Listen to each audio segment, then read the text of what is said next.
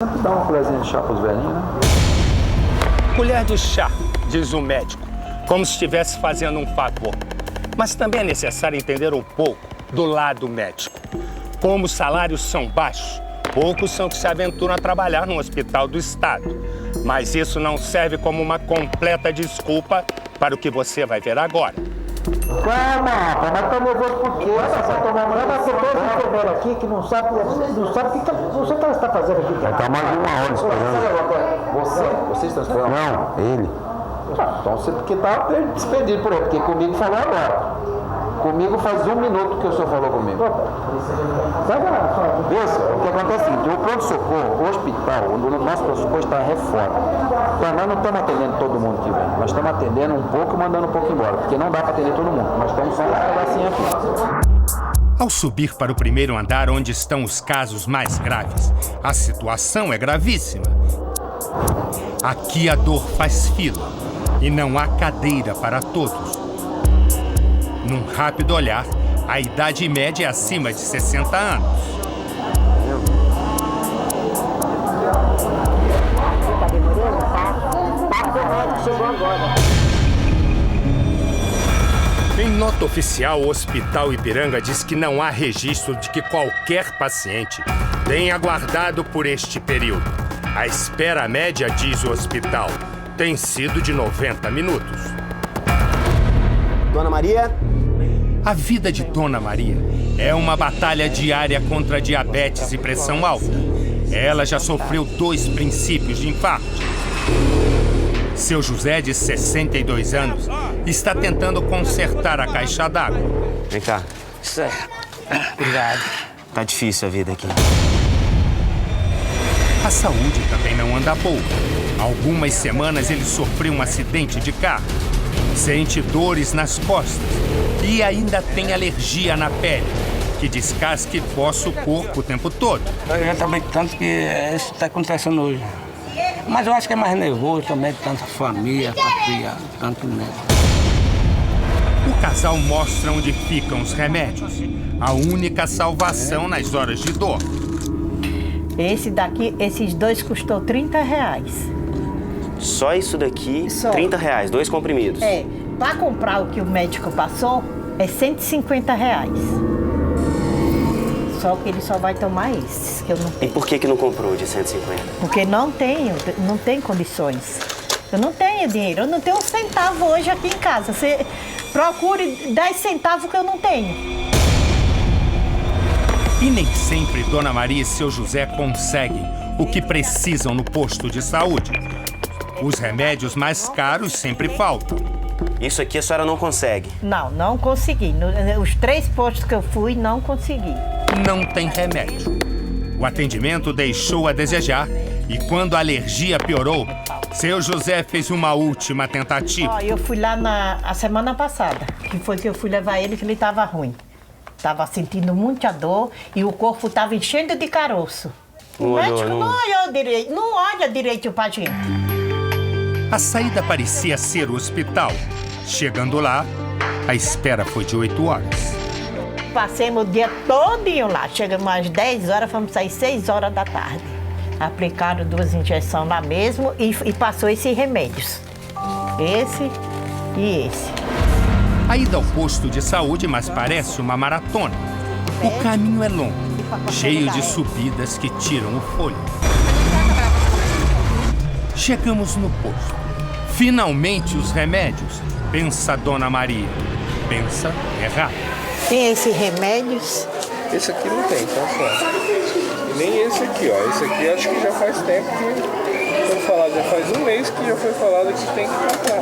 Vou fazer uma bolinha aqui, sabe que não vem proposto, tá? E esse Tá. também não, tá? Esse Nenhum. tá? Esse aqui eu vou pegar. Sem remédios, sem dinheiro, A gente vai... sem saúde. A minha vida só sabe Deus. Todo mundo vê a gente assim, mas não sabe a vida da gente.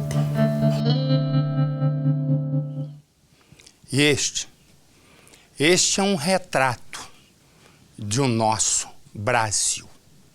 Um retrato onde o governo federal meteu o país num buraco e talvez, né, a culpa venha bem de antes. Um país onde políticos são acusados de ter contas na Suíça, de receberem propinas, de estarem envolvidos, segundo as denúncias, em Operação Lava Jato. Passa pelo presidente do Senado, vai para o presidente da Câmara e vai passando de um por um. Esse é um país onde eu e você somos roubados, onde eu e você somos extorquidos no nosso dinheiro para sustentar uma malha política que só pensa em si mesma, com raras exceções. Este é um país de ladrão, um país de corrupto, em que nós somos apenas uma bolinha de ping-pong na mão de vários que têm as raquetes e nós somos jogados daqui para lá. Esse é um país que precisa de cadeia para muita gente. Esse é um país que eu vejo o Jornal da Record. Ao ver o Jornal da Record, eu vejo lá uma série sobre os negócios dos filhos do ex-presidente da República. E tudo dinheiro alto. A pergunta que eu faço é: será que essa gente não tem um mínimo de misericórdia? Não é nem por mim, não. Para esse povo que está ali? Não. O dinheiro é desviado, a corrupção sangra o país lentamente e, mais uma vez, eu e você vamos pagar uma conta que não é provocada por nós. Uma conta provocada pelos desmandos, pela corrupção, pela falta de caráter, pela falta de hombridade, pela falta de responsabilidade e pela falta de amor ao próximo. É exatamente isso. E é por isso que a gente vive assim. Me dá a imagem, por favor. Me dá a imagem. Vamos, meu filho. Roda lá. A imagem que você está vendo é um ladrão da polícia que usa um uniforme da polícia militar. Quem é esse homem? Põe no Cidade.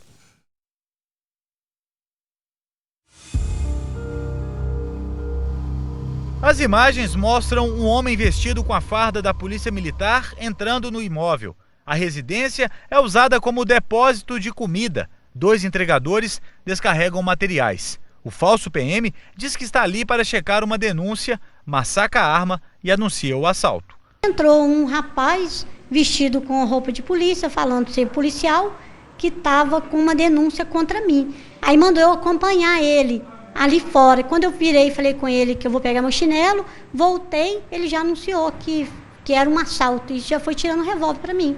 O susto foi grande, porque um bandido fardado eu não esperava. É possível ver o criminoso puxando a mulher pelo braço e fazendo ameaças. Na sequência, o comparsa que estava na rua caminha em direção à porta e, antes de entrar, cobre a cabeça. O marido da comerciante, que estava no andar de cima, também foi rendido. Chegou um estranho procurando o proprietário da casa.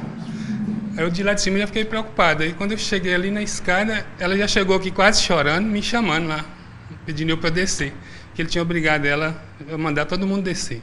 Aí que eu cheguei segurando ela e já meteu o revólver na gente e mandou sentar todo mundo ali. A ação dos criminosos durou cerca de 30 minutos. As vítimas ficaram rendidas neste canto da casa. A proprietária acredita que os 2 bandidos tiveram informações privilegiadas, já que queriam apenas o dinheiro reservado para pagar os fornecedores. Ao todo, R$ 7.000 e 4 celulares foram roubados.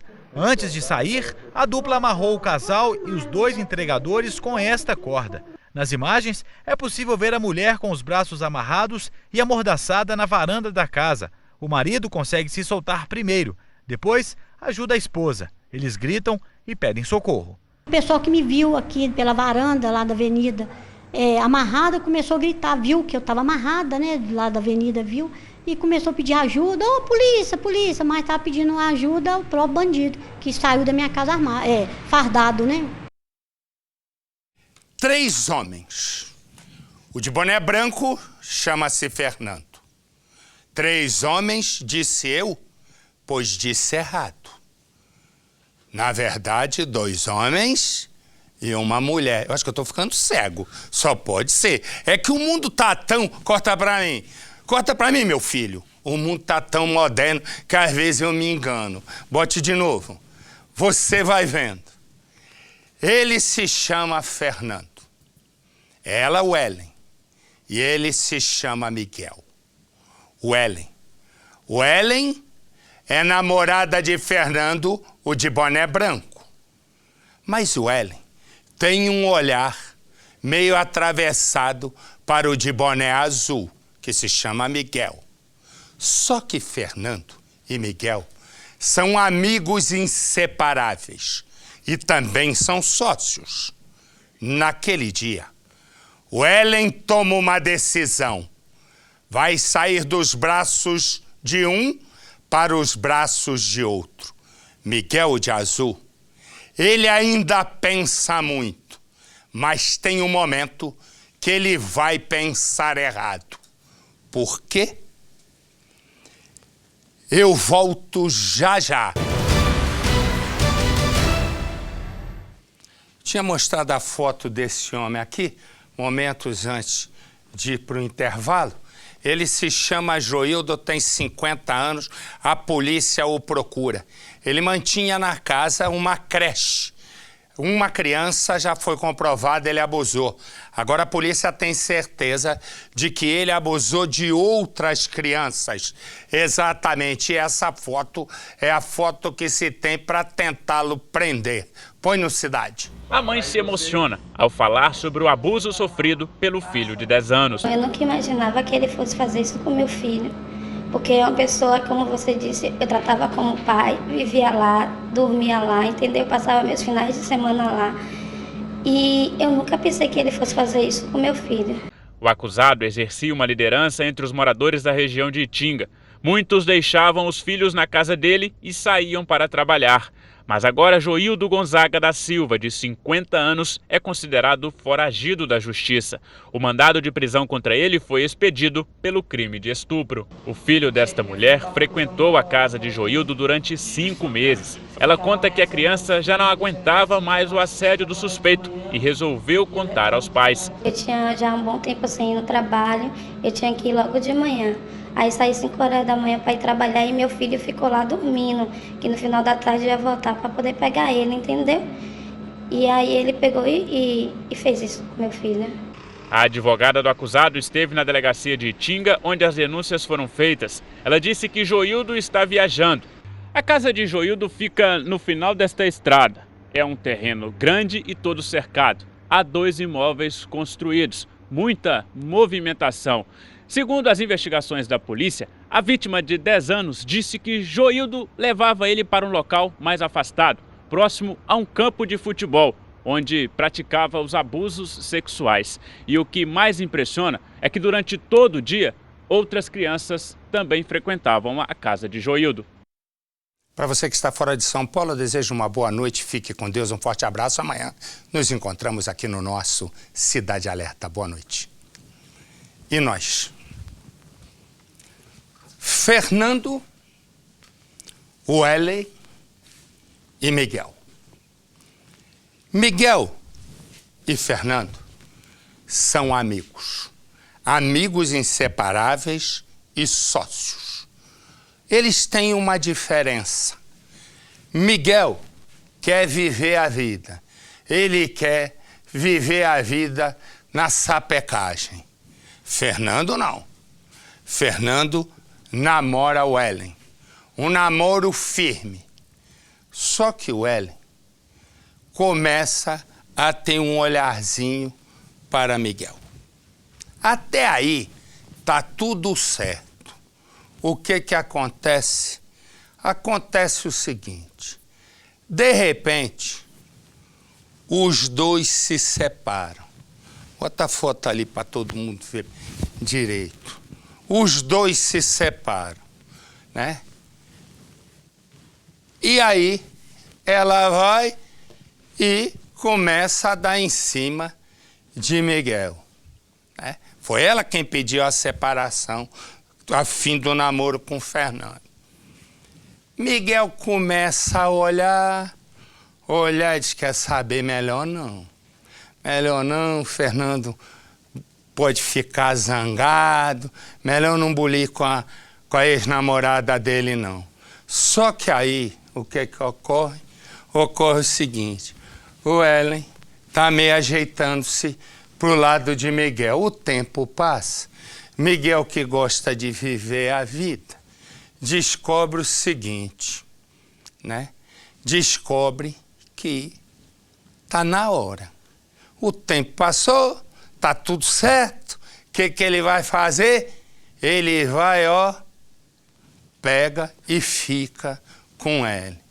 Gosta da sapecagem e vai ficando. Eis que Fernando descobre. No que Fernando descobre, ele não gosta da situação. Fica quieto, planeja vingança.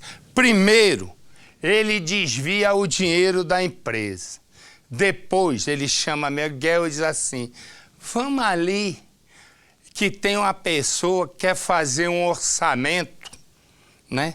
Um orçamento, eles têm uma empresa lá de negócio de empreiteira e tal. Vamos lá que a gente vai... Tem uma pessoa que quer fazer uma reforma na casa. Vamos lá deixar tudo ajeitado. Miguel não está sabendo da história e vai. No que ele vai, né? É a segunda parte do plano. Fernando já tem tudo preparado. O fim da história é Fernando mandando uma mensagem para o L. Agora você está sem namorado nenhum. De uma história que começa assim. Ô, Fernando, vambora, meu querido, vambora, mano. Fernando e Miguel. Parece nome de dupla sertaneja. E até poderia ser. Os dois vivem juntos. Bora, moleque. São amigos de infância e sócios numa empreiteira. Vivem juntos pra lá e pra cá. Os dois só não estão juntos na paquera. É que enquanto Miguel curte a vida de solteiro, Fernando namora. O nome da moça é Ellen. Só que de uns tempos para cá, o namoro não anda lá essas coisas. Até que chega o dia que o Ellen chama Fernando e avisa. Eu não quero mais, chega. Eu não posso dar um rolê. Chega, vai ter sua vida de solteiro, vai sair com o Miguel. O que Fernando não sabe é que a moça está de olho em Miguel. Solteira, começa a jogar charme pro melhor amigo do ex. Opa! Tudo bom, Miguel? Tudo ótimo. E aí, como você tá? No começo, Miguel não quer saber de Ellen, mas o tempo passa. E ele acha que o amigo não vai mais se importar. Começa o sapeque-iaiá. Campeonato de sapeque-iaiá entre o Ellen e Miguel. Quando descobre, Fernando fica louco da vida.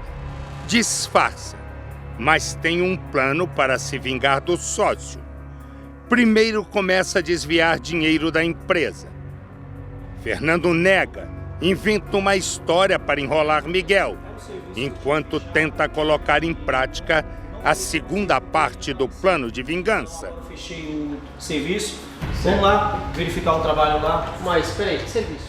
Fernando diz que o cliente quer reformar a casa e pediu para eles irem até lá fazer o orçamento. Os dois sobem na moto. Quando chegam na casa, encontram um amigo de Fernando. Miguel percebe que não existe cliente nenhum. Acaba de cair numa emboscada. Chegamos, Marcos. Que obra que é essa aí? A obra é essa, pra você sair. Vamos aí, deixar de sair. Bora, cara. Fernando saca a arma e atira. Deixa o ex-amigo e ex-sócio caído e foge sem deixar pistas.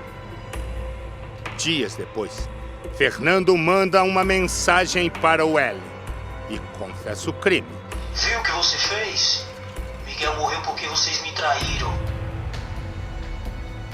Quando esta foto veio à tona, toda a investigação foi direcionada. A imagem desencadeou uma sequência de provas, vestígios do assassinato que tirou a vida deste rapaz, o jovem pedreiro Miguel. e eu avisei, toma cuidado, e o Fernando tá estranho. Estranho como? Com a cara feia, não cumprimentava mais a gente. Uma coisa como que a pessoa já estava premeditando esse caso. Este é Fernando, amigo e sócio de Miguel, mas não apenas isso. Veja outra foto.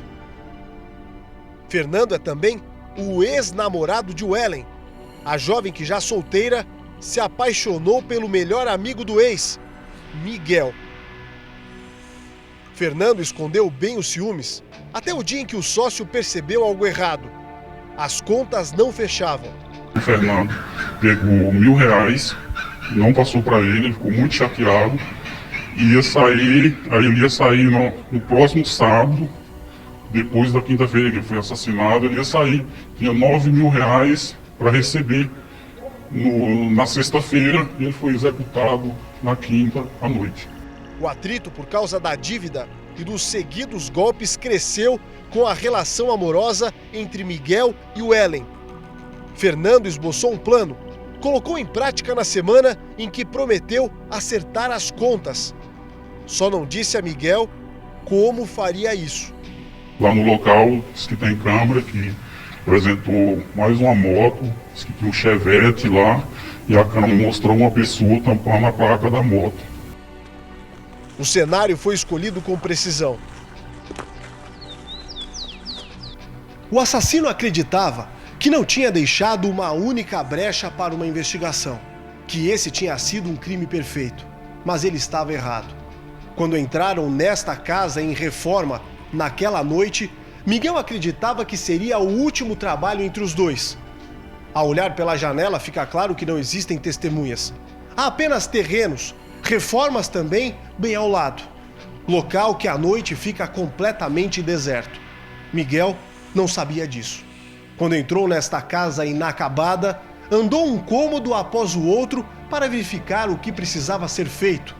Enquanto conversava com o homem que acreditava ser amigo, foi traído pelas costas. No instante em que entrou, exatamente neste ponto onde vai ser um banheiro, levou o primeiro tiro. Ele ainda tentou escapar e seguiu para o cômodo vizinho gravemente ferido, este aqui. Mas neste local e já no chão, levou mais 2 tiros, segundo a investigação. Como imaginar que tudo isso se tratava de uma emboscada? Por esta outra janela, dá para ver que no lado de cá também não existiam testemunhas. Há apenas um grande terreno, muita mata e à noite, escuridão absoluta. Veja o bairro em detalhes. Fernando fez este percurso naquela noite, a noite do crime. Para a surpresa da polícia, o criminoso se descuidou, tanto no caminho de ida como no caminho de volta, para o local que escolheu para matar. Foi o sistema de segurança da mesma cidade que gravou a imprudência de Fernando.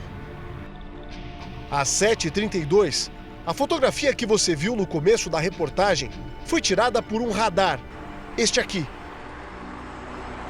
Para a polícia, é o instante da fuga. A investigação aponta que Fernando é o homem que senta na garupa, mas se ele está atrás, quem pilota a motocicleta, já que Miguel, neste segundo, está morto? A Polícia Civil não tem dúvidas de que Fernando calculou cada passo para assassinar o próprio amigo, tanto que a prisão está decretada e ele é considerado um homem foragido da justiça. O próximo passo da investigação, agora, é descobrir quem é o homem que também aparece nas imagens de segurança. Para a polícia, é o comparsa de Fernando. Veja agora esta foto. Repare que não se trata da mesma imagem. A fotografia gravada por radar às 7h32 mostra que o garupa esconde a placa e a mão está coberta por uma luva. O capacete não é o mesmo e a roupa também não. Nesta foto, a blusa do garupa tem capuz. A polícia esclarece que é Miguel. A imagem foi registrada também por radar, mas às 7h26 da noite, portanto 6 minutos antes. Tempo entre o crime e a fuga. A polícia conseguiu mais fotos em que Fernando aparece flagrado por câmeras ou radares da cidade. Ele está com o mesmo capacete azul da noite do assassinato. A polícia encontrou as imagens quando descobriu que a moto era de Miguel. E o Fernando, ultimamente, já tinha se apossado também da moto dele, há uns 2 meses antes. Não entregava mais a moto, só andava nela. E na hora que ele executou, ele sumiu com o documento, escondeu a moto dentro da casa dele.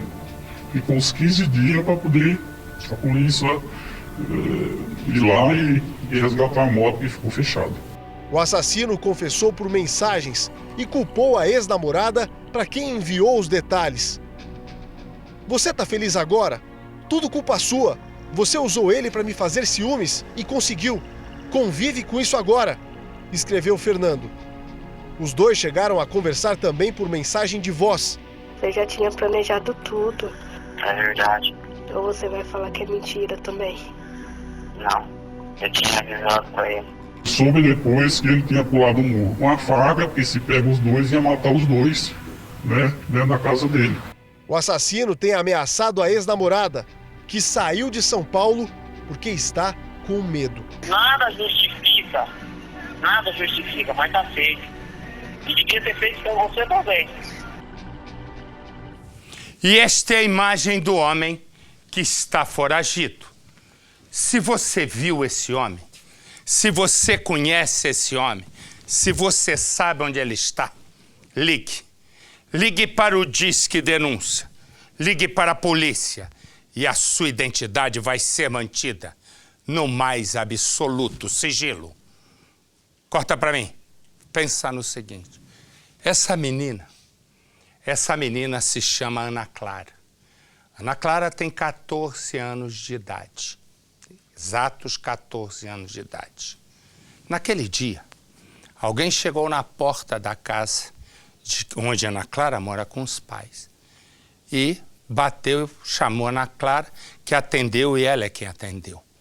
Minutos depois, Ana Clara disse para a mãe que vai sair e que logo depois iria buscar o irmão mais novo na escola. Ana Clara não buscou o irmão na escola. Logo depois, ela foi encontrada num terreno bem em frente de casa morta. A questão é que há um mistério. A pessoa que a chamou na porta não tem uma testemunha que a tivesse visto, pelo menos até a hora em que eu pisei aqui. Põe no Cidade. A jovem Ana Clara Silva Santos, de 14 anos, estava dormindo quando foi chamada no portão. A mãe da menina ouviu, foi até o quarto e acordou a filha, que saiu para atender a pessoa. Logo em seguida, Ana voltou para dentro de casa e disse para a mãe que iria dar um passeio e que, na volta, traria o irmão pequeno da escola. Chamou a Ana Clara várias vezes e foi isso. Ela falou, mãe, eu vou ali e dali eu já vou buscar meu irmão na escola. Eu falei, tudo bem. Aí o que você pensa? Uma pessoa que chega na sua casa, chama a sua filha pelo nome, você pensa que é um amigo. Pensei que era algum amigo dela. E ela saiu tranquila, não demonstrou nada. Era uma pessoa que ela conhecia. Com certeza ela conhecia, porque ela saiu tranquila. Falou, mãe, eu vou ali e já venho. Ana morava nessa casa, aproximadamente 70 metros da mata, onde o corpo foi encontrado. Para chegar na mata, ela atravessou 3 cercas.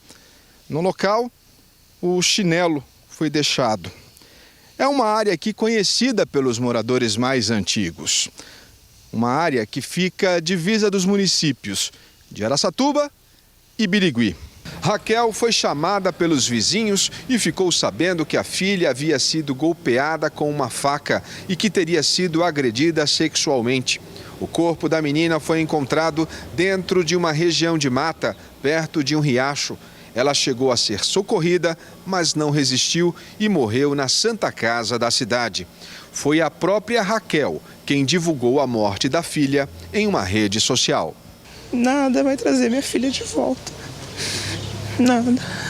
Durante o velório de Ana Clara, os avós maternos tentavam encontrar palavras para definir o assassinato da neta. A dor e a saudade, né? Que a gente tem que saber administrar agora, né? Porque a vida continua, tem o outro neto que é pequeno, né? O mais novo, e agora a gente tem que cuidar dele, né? A polícia não quer gravar entrevista para não atrapalhar as investigações. Ana Clara tinha um filho de 7 meses, que está em poder do pai. E agora a polícia intensifica as investigações para chegar ao criminoso que tirou uma vida da jovem de apenas 14 anos. Não existe justiça nesse país, infelizmente.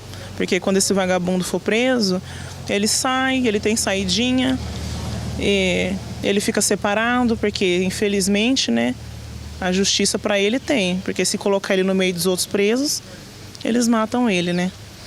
E é isso. Agora, justiça para minha filha não tem. E é um drama. E uma menina que você imagina, Percy, ela tem 14. Ela engravidou com 12. 12 para 13, por aí.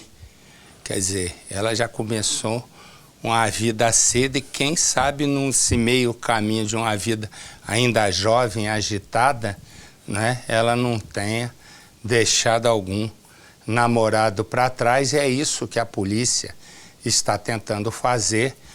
Por onde? Pelo meio do celular dela e do computador. Mas é uma vida que começou muito cedo, concorda? E a mãe tem toda a razão em fazer as queixas que ela fez aí. Quer dizer, não existe justiça. E a polícia também, por que esse sigilo aí? Ela está na estaca zero, não sabe de nada. Quer trabalhar a investigação essa? Não está atrapalhando absolutamente nada. O nosso trabalho aqui é só ajudar na investigação, não é atrapalhar, não. É lógico, eu vou dizer uma coisa. O policial, eu fico imaginando o seguinte, nessa era da comunicação, né, onde cada vez mais, é engraçado, eu vejo assim, é uma era da comunicação de cada vez mais as pessoas são mais solitárias, né? Eu entro nos restaurantes, eu vejo famílias assim, ó, no celular, aqui no trabalho, aqui, ó, nesse estúdio, né? As pessoas não conseguem se desligar do celular. Dão um intervalinho, estão lá no celular. Porque a vida se resume hoje numa tela e não se resume na coisa fundamental, que é a relação humana um com o outro, conversar e tudo. E o que acontece? Nessa era da comunicação, um policial que não sabe usar uma televisão para aproveitar as vantagens, né? Porque você veja, toda vez que a gente coloca a gente foragida aqui, procura não sei o quê, resumo, mais da metade acaba presa, né? Então é o que é? Exatamente a união. Quando diz, não vou dizer nada para não atrapalhar a investigação, vou dar o sinônimo, não sabe nada, está no escuro e na aventura. Se a menina Ana Clara é um mistério, aqui também é um mistério. Ela chama Francine, ele chama Alexandre. E eles estão namorando há pouco tempo. E no pouco tempo de namoro, sapecou iaiá, deu tudo certo, foram morar juntos. Os pais da moça, bota a moça ali, bota os dois ali para que todo mundo consiga ver. Os pais da moça dizem o seguinte, ó filho, esse sujeito não é bom para você. E esse sujeito aqui, né, é para cá? É para cá. Esse sujeito aqui, né, ele tem várias passagens pela polícia, das mais diversas ordens. E resumo, e começa a tratar mal a moça. Mas ela está apaixonada e diz para os pais, eu vou aguentar. Naquele dia ela passou, né? Passou na casa dos pais e por lá ficou. De repente ele também foi para lá. Teve uma discussão, ele pegou uma arma, meteu na cara do irmão de Francine. Ficou tudo por isso mesmo. De repente, eles foram embora, os dois, Francine e esse Alexandre aí. Chegou lá, eles brigaram. Pouco depois, os vizinhos escutaram um tiro, um único tiro. A moça foi encontrada, morta. No dia seguinte, ele foi encontrado baleado. Está internado. Questão é, alguém atirou nele ou ele atirou nele mesmo? para disfarçar o ambiente. Essa é a questão. Põe no Cidade. Essa foi a última foto de Francine tirada pela irmã um dia antes da jovem ser assassinada. Sorridente, querida por todos, aos 22 anos, Francine Carvalho Padilha morava com Alexandre Faustino, de 39 anos, homem com várias passagens pela polícia e com um ciúme doentio. A gente sempre dizia para ela: minha filha, esse cara vai te matar, esse cara não presta, ele é um psicopata. E ela dizia que gostava dele, né? Ele dizia que amava ela.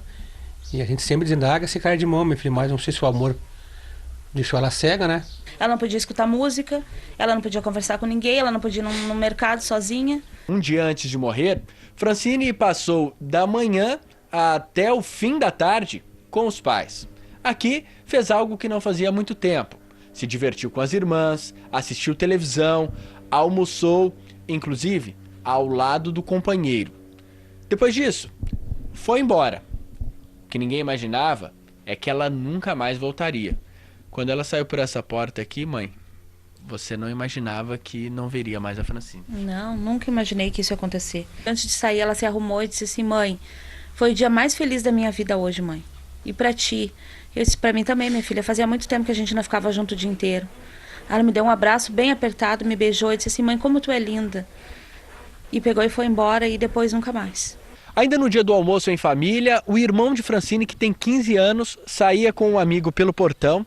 Os dois seguiam rumo à igreja quando o companheiro de Francine chegou. Como não reconheceu os dois rapazes, ele sacou uma arma que estava na cintura e ameaçou os dois. Por pouco não aconteceu uma tragédia naquele dia também. Por pouco também não aconteceu tragédia, porque ele estava muito drogado, ele estava bebido, amanheceu 3 dias. Horas depois, quando o casal voltou para casa, mais uma briga. E vizinhos ouviram um tiro. No dia seguinte, o Faustino foi encontrado, ele baleado, né, com 2 tiros, e está nesse momento internado. Então, a gente trabalha com a hipótese, sim, de que ele seja o autor do crime. A família não tem dúvidas de que o companheiro de Francine é o autor do crime. A mãe dela ainda conta que 2 meses antes de morrer, a filha estaria grávida, como aparece nessa foto, e que teria perdido o bebê após uma briga do casal. Ele até amarrava ela dentro de casa. Ele amarrava ela e batia bastante nela. E eu acho que foi assim que ela acabou perdendo o bebê. O pai de Francine está inconsolável e afirma que não vai descansar até que o culpado seja punido. Eu repito sempre, ele é um assassino cruel. Ele é um marginal. Ele matou minha filha e ele vai pagar por isso. E mais do que isso, é uma questão. Ele aparece com 2 tiros e a reportagem não diz onde, né, foram dados os tiros. Porque para um sujeito desse que nem esse, pegar um tiro, dar um tiro no braço, depois um na perna, para dizer que não é ele, no crime, e dizer que não, que foi arrastado, não sei o quê, é fácil, já vi de monte. Como já vi, tira esse cara daqui que tá me olhando sem parar. Resumo. E aqui? Essa aqui que eu não posso mostrar o rosto, né? É rica, bonita, filha de um executivo de uma grande agência de publicidade, tem 15 anos de idade. Vou mostrar, pode mostrar as duas, faz mal não. Repara, olha a roupa que ela tá, olha o celular moderno, né? Tudo do bom e do melhor. 15 anos. Ela mora num lugar bacana. O que ocorre? Ocorre o seguinte, ela tem uma ideia. Ela chama essa outra prego aqui, que tem 18, né? E mais 2 rapazes, diz assim, vamos ter um condomínio de luxo lá, que é onde eu moro. Vamos até lá. Aí eles vão. Chega e diz, não, mas nós não vamos para lá para passear, não. As outras mesmo vamos roubar. Tem um apartamento lá, de um casal chinês. Eu ouvi dizer lá que tem cofre, tem bolsa, tem joia. E ela ainda diz, chinês, oriental tem mania de guardar coisa de valor em casa. Resumo, põe as imagens deles entrando. Repara, ó, lá vai ela com a amiga e os 2. Eles estão entrando, vai ter um erro aí que eles já cometeram, que ela já cometeu. Eles vão pro elevador, olha o tamanho. Vão pro elevador, os dois ali, MC Ladrão e MC Larápio, vão os dois, olha lá, na maior paz de espírito. E aí, ó, já roubaram o que tinha para roubar e estão saindo. Aí tá o erro. Parou, frisou, Edu. Edu, acorda, Edu. Vou botar um galo. Acorda, Edu. O erro tá ali. Para entrar e para sair, tem que botar o dedo para mostrar digital, né? Tem um aparelho biométrico. Corta aqui para mim. Tem lá o leitor biométrico, bota o dedo. Foi mole, né? A polícia foi lá, casou o horário, casou as imagens de dentro, pimba, meteu todo, vira aqui, bota a foto. Ela imediatamente foi presa. Tem 15 anos. Foi quem bolou tudo. Chegou na cadeia, delegado prendeu, ela disse, foi Isabela, foi o MC Larápio e o MC Ladrão. Resumo, MC Larápio e MC Ladrão estão treinando para a Olimpíada, ó, deram no pé. Ela foi liberada. E Isabela, olha a Isabela. Não, Isabela, meu filho, é a foto que eu tô falando. Foto, garota aqui é ruim, meu Deus. Tadinho, dá dó de ver. A Isabela, que é essa aí, que o rosto aparece, é a única que ficou presa.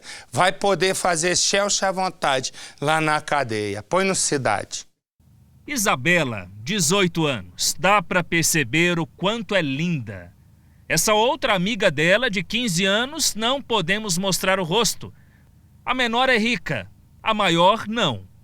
As duas se envolveram num assalto e foi a de 15 que garantiu que o crime desse certo. Ela é moradora do prédio, então ela facilitou a entrada dos outros três.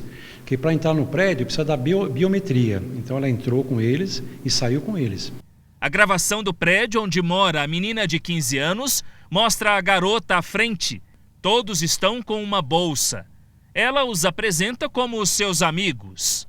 O alvo do grupo era esse apartamento luxuoso de uma família de comerciantes chineses no Ipiranga, zona sul de São Paulo, que fica 4 andares abaixo do apartamento da menina rica, que mora numa cobertura e é filha de um executivo de uma das maiores agências de propaganda do país. E segundo a polícia, foi com a ajuda do pai que a garota confessou o crime. Como é menor, o pai assinou um termo de responsabilidade e ela nem chegou a ficar detida. O pai totalmente decepcionado com a filha e ela totalmente dissimulada, né? Então o pai não entendeu, totalmente chateado com a situação. O apartamento dos chineses tinha uma proteção muito forte aqui na área de serviço. Uma porta blindada bem aqui. Mesmo assim, eles conseguiram entrar na casa. Agora, colocaram uma nova. Essa daqui, blindada, mais reforçada. A anterior ficou completamente destruída pelos assaltantes que entraram por aqui, pela saída de emergência, através dessas escadas. De acordo com a investigação, eles subiram até o último andar e desceram para cá, onde existem outros 3 apartamentos. Coincidentemente, não havia nenhum outro morador aqui na tarde daquele assalto. Os bandidos então entraram pela cozinha e vasculharam todos os cômodos do apartamento. Reviraram tudo, gavetas, aqui na sala, até onde ficam os vinhos, eles mexeram. E começaram a procurar objetos de valor aqui no apartamento.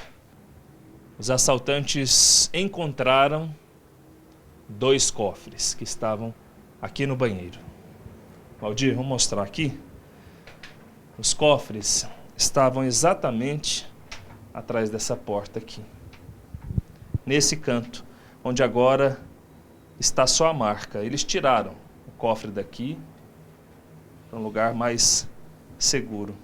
Aqui havia 2 cofres.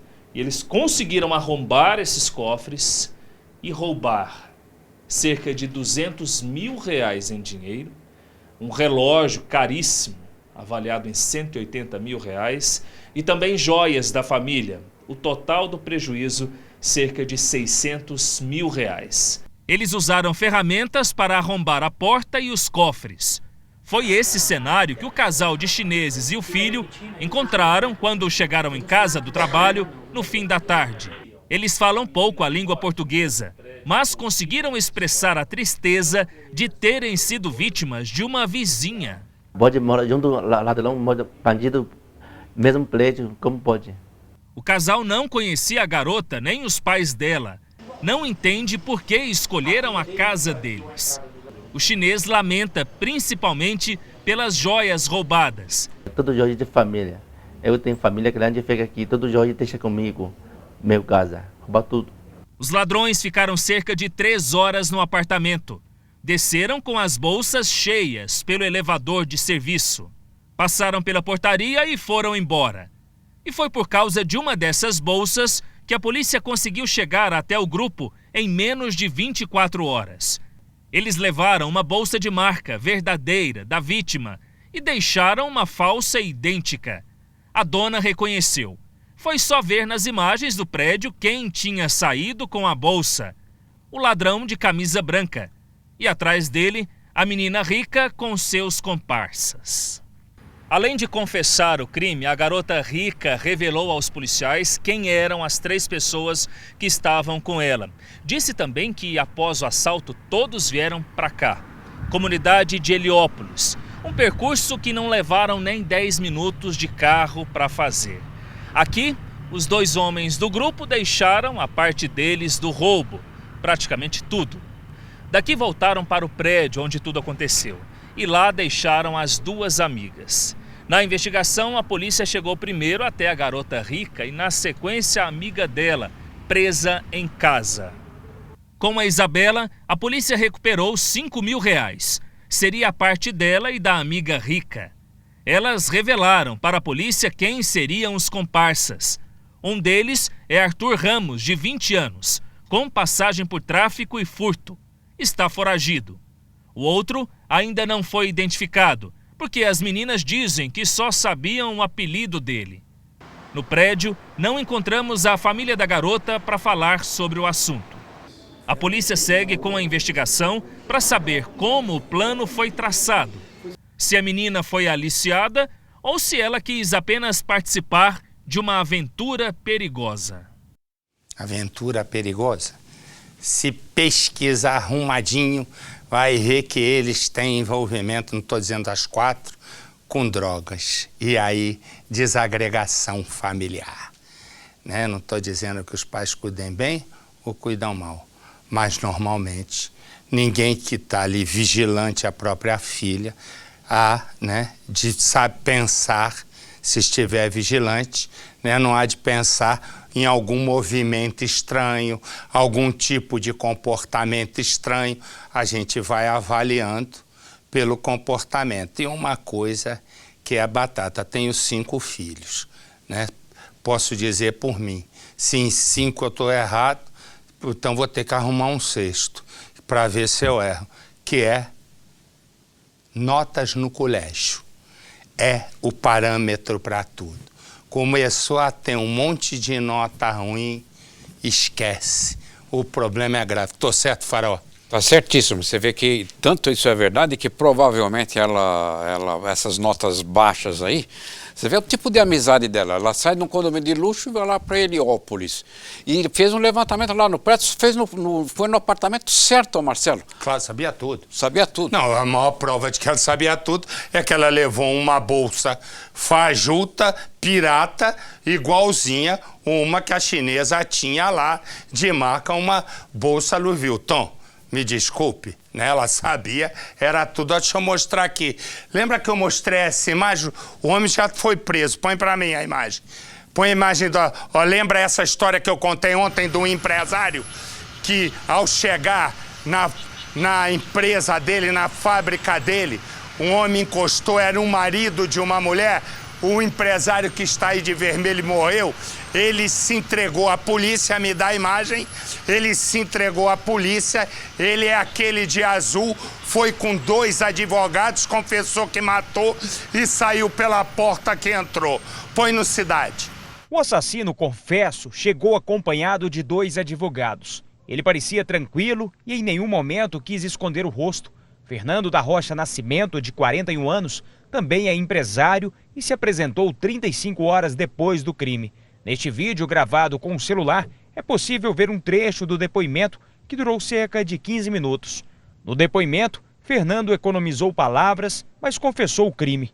O motivo teria sido uma traição da mulher com o empresário Rildo José Brazão. Fernando e a esposa moravam próximo da empresa de Rildo. O empresário conheceu a mulher quando ela estava levando os filhos até o colégio, que ficava bem na esquina. Começou aí um relacionamento extraconjugal que terminou em tragédia. A mulher teria revelado o relacionamento extraconjugal. O empresário mora perto do local do crime e conhecia a vítima de vista. No dia do crime, Fernando usou o próprio carro e foi para a porta da empresa de Rildo. Ele esperou a chegada do outro empresário que estacionou o veículo na calçada, quando foi recebido a tiros. Tudo registrado pelas câmeras de segurança. Foram 11 disparos, 5 acertaram a vítima. Fernando não tinha passagem pela polícia. Depois do depoimento, o assassino e os advogados saíram pelo portão dos fundos da delegacia para tentar despistar a imprensa. Eles não gravaram entrevista. O inquérito deve ser concluído e enviado à justiça em 10 dias. O criminoso vai responder em liberdade. Deixa eu mostrar uma coisa só. Esse aqui chama-se Francisco e ela se chama Eva. Mostra ali. O que acontece? Francisco é o valentão do bairro. Tá todo mundo, ele se mete em tudo que é confusão. Ele conhece Eva, os dois vão morar juntos. Eva tem a esperança, ela sabe quem ele é, né? De que ele vai sossegar. Imagina. Os dois vivem em briga. De repente, ele dá-lhe mais uma raquetada. Uma coça arrumada, se separa. Não passa muito tempo, ela já vai, ele também, o Sapeque Iaiá fala mais alto. E aí, ó, voltam e tal. Só que Francisco tinha agora uma ideia na cabeça. Ele tinha chegado à conclusão que o ideal para ele é trabalhar menos. Já que Eva é uma moça forte, né, ela trabalha por nós dois. Naquele dia, ele vai, né, tá lá sentado, ela diz para ele, ó, faz um favor para mim, vai lá e compra um botijão de gás. Ele diz, me dá o dinheiro. Ela disse, você não tem dinheiro? Nem pro botijão de gás? Pode imaginar, né? Levou uma raquetada daquela do Nadal, Vlaputi. Ela aí diz, bom, agora não tem mais jeito. Naquele dia, no mesmo dia, ela sai e vai para um bar. Quando ela vai para um bar, ele tenta invadir o bar. É espantado. Mas a coisa não ia terminar assim. E a história começa assim. É embaçado, hein, mano? O motoboy Francisco é o tipo do valentão. No bairro, todo mundo sabe. É melhor não contrariá-lo. De dia, ele faz entregas com a moto. À noite, vai pro bar que montou na mesma casa onde mora. E é nesse bar que ele conhece Eva. Ela é divorciada, mãe de 2 filhas e trabalha como garçonete numa churrascaria. Logo na primeira noite, os dois vão direto do bar pro Sapeque Iaiá.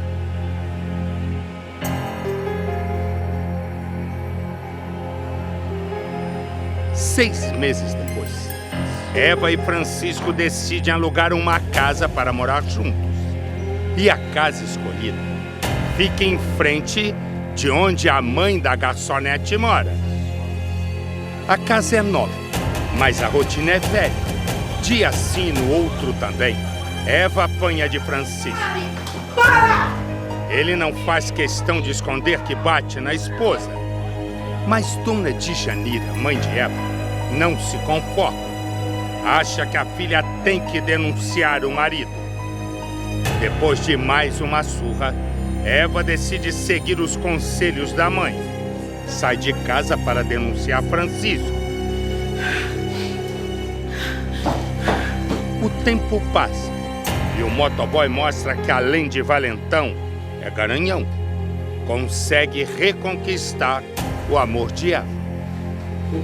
Me perdoa por tudo que eu fiz por você. O que ela não sabe é que nesse tempo em que ficaram separados, Francisco fechou o bar e quase não faz mais entregas. Com a grana curta, ele quer se aproveitar do salário da garçonete. Quando Eva pede para Francisco comprar um botijão de gás, ele avisa. Na porta. Puta verba, minha moto quebrada é o meu sistema. Ah, pouca vergonha, você não tem dinheiro pra comprar um gás, tá? Vou pegar minhas filhas, vou deixar lá na casa da minha mãe. Eu vou arrumar, vou jantar lá no bar. Eva não tem como fazer o jantar das filhas. Então deixa as meninas na casa da mãe e vai jantar fora. Ela senta com uma amiga num bar. E adivinha quem aparece? Francisco. Ele grita, bate na mulher. Os clientes colocam Francisco para correr, mas Eva sabe que ele não vai desistir. Pelo celular, manda mensagens avisando que dessa vez Eva vai morrer. Com medo, ela e a amiga passam a noite inteira no bar. Só quando o dia amanhece, elas saem. Uma moto se aproxima. Eva reconhece o marido. Ele saca a arma e atira. Francisco em seguida foge. Eva leva 2 tiros, mas sobrevive. Na ambulância, uma árdua batalha. Uma luta entre a vida ou a morte de Eva, uma mulher de 28 anos, baleada pelo homem que um dia ela amou. Depois que Eva foi imobilizada e recebeu os primeiros socorros ali mesmo, a mulher foi levada para o hospital. Ela já passou por uma cirurgia e os médicos retiraram uma das balas. A outra ainda está alojada. Ainda no momento em que era atendida, Eva contou para a polícia o nome de quem tinha acabado de atirar contra ela, Francisco, o homem com quem ela se relacionava e tentava se separar, mas que era possessivo e seguia a mulher por onde quer que ela andasse. Ainda segundo a mãe da Eva, no dia do crime, a Eva e o Francisco teriam brigado. O motivo da discussão é que ele se negava a pagar um botijão de gás que ela estava precisando. Por isso, ela teria dito ao Francisco que não queria nem ao menos saber de namorar com ele mais. E saiu com uma amiga. As duas vieram até este bar. Aqui, elas passaram toda a noite, toda a madrugada. Segundo testemunhas, o Francisco também veio para cá assim que ficou sabendo que este era o destino da Eva. E lá dentro, eles brigaram durante boa parte da noite. Inclusive, ele agrediu fisicamente a Eva dentro do estabelecimento com um tapa no rosto. Depois disso, ele foi embora. Ela continuou. Segundo essa amiga, que é considerada uma testemunha-chave para a polícia, depois desta agressão, ela ficou assustada.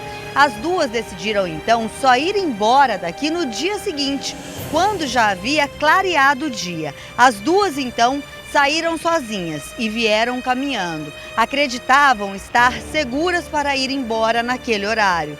Foi exatamente quando Francisco novamente apareceu. Ele veio de motocicleta. Estacionou a moto, desceu, olhou para Eva e, de acordo com a testemunha, disse: "Se você não for minha, não vai ser de mais ninguém."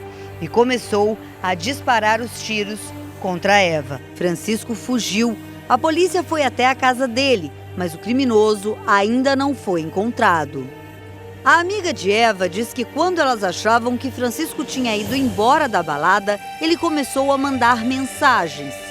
Ela estava conversando com ele no WhatsApp, tipo, provocando ele. Ele falou, vou te matar, vou te matar. Aí ela falou, você não tem coragem. Esses degraus dessa escada, aqui é o acesso ao imóvel onde a Eva morou com o Francisco. exatamente nesta casa. Aqui eles viveram cerca de 4 meses, do 1 ano de relacionamento aproximadamente entre eles. As brigas entre o casal eram tantas que incomodavam até mesmo a mãe da Eva, que morava aqui em frente. Ela chegou a chamar o dono do imóvel para pedir que ele exigisse a saída da filha e do genro da casa. Tantas eram as brigas que nada era resolvido entre o casal.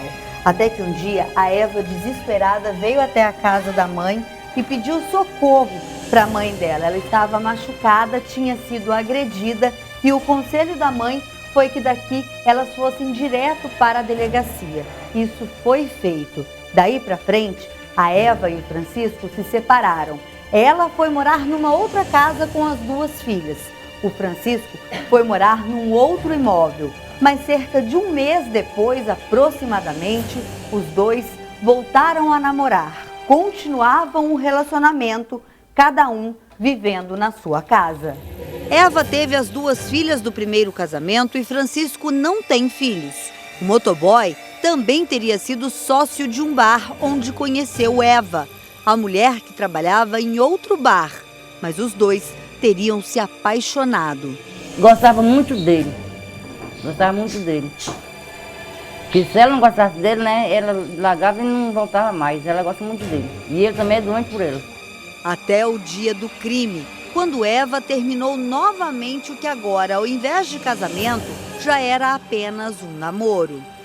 Para a polícia não resta dúvida sobre a autoria do crime, mas ele continua em liberdade. E enquanto estiver fora das grades, a família de Eva teme pela vida.